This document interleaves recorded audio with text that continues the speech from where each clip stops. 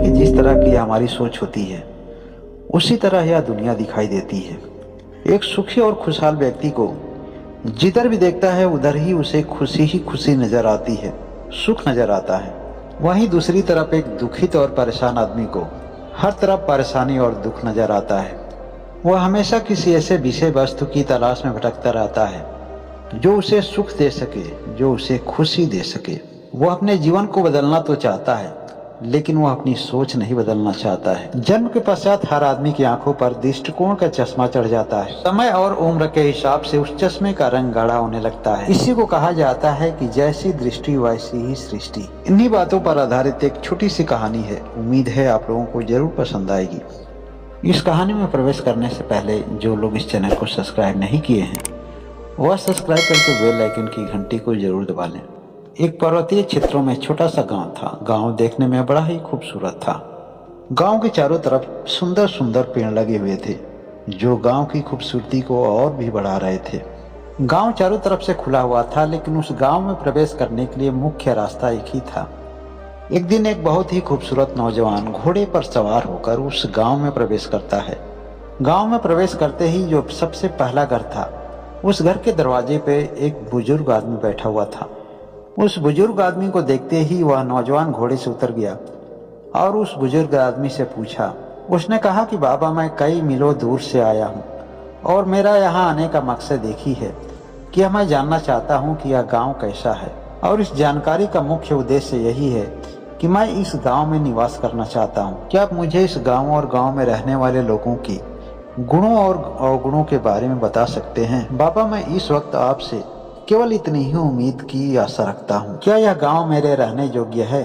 मैं इस गांव में रह पाऊंगा?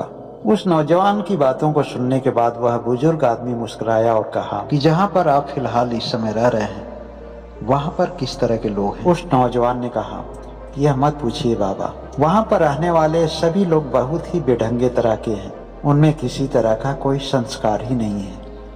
अगर मैं संक्षिप्त में कहूँ तो पूरी तरह से असभ्य और अशिष्ट तरह के लोग हैं। वह बुजुर्ग आदमी ने कहा कि इस गांव में भी कुछ इसी तरह के लोग रहते हैं। मैं आपकी बातों को अच्छी तरह से भाप गया हूँ। अगर मैं एक शब्द में कहूँ तो यह गांव आपके गांव से भी ज़्यादा बदतर है। अगर आप मेरी सलाह मानो तो किसी और गांव की तलाश करो, क्योंकि मुझे तो नहीं लगता है कि यह जगह आपके योग्य है।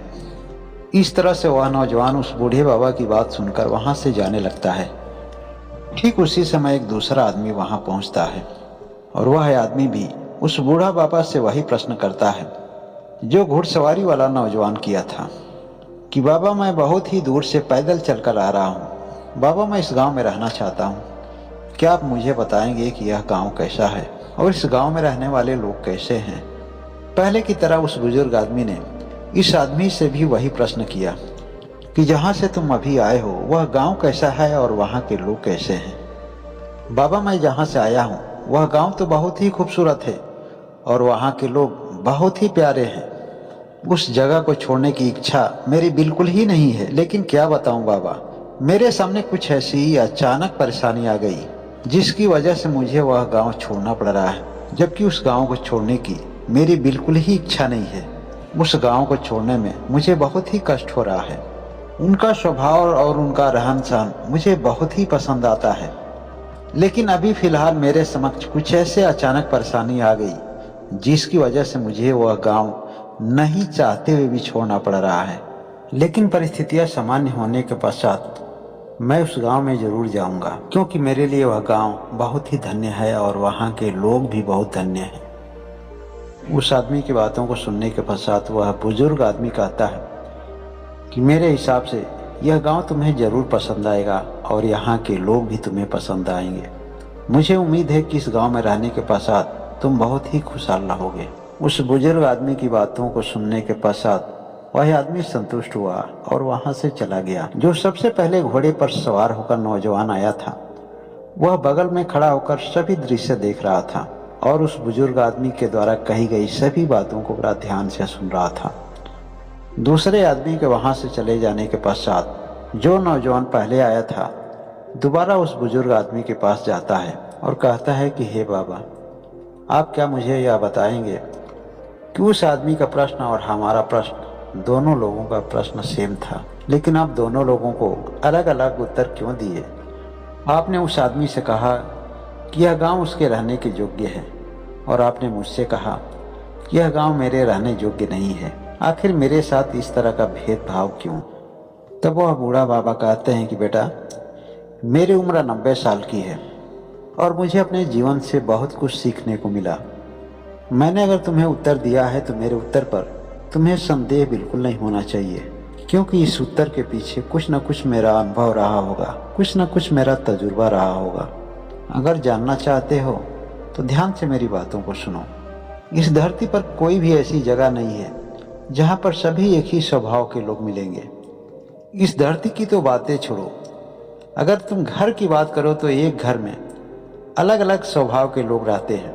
अगर घर में 10 लोग हैं तो 10 लोगों के विचार अलग होंगे, 10 लोगों के स्वभाव अलग होंगे, लेकिन घर के लोगों को अपना समझकर उनके सभी स्वभाव को स्वीकार करके सामंजस्य स्थापित करते हो। लेकिन वही स्वभाव अगर घर के बाहरी लोगों में मिले तो उनके प्रति तुम्हारा दृष्टिकोण अलग हो जाता है, उनके प्रति तुम्हारी भावनाएं अलग हो जाती हैं, तुम्हारे विचार अलग हो जाते हैं, और वही लोग आपको असभ्य दिखने लगते हैं। लेकिन जो लोग अपना दृष्टिकोण बदल लिए, अपनी नज़रिया बदल लिए, जब आदमी की मनोदशा अच्छी होती है तो उससे मिलने वाले हर आदमी अच्छा लगता है, क्योंकि जब सोच अच्छी होती है तो संसार अच्छा लगता है। इस दुनिया में कहीं भी जाइए आपको यह जगत सुंदर लगेगा। आपसे मिलने वाले सभी लोग सभ्य होंगे।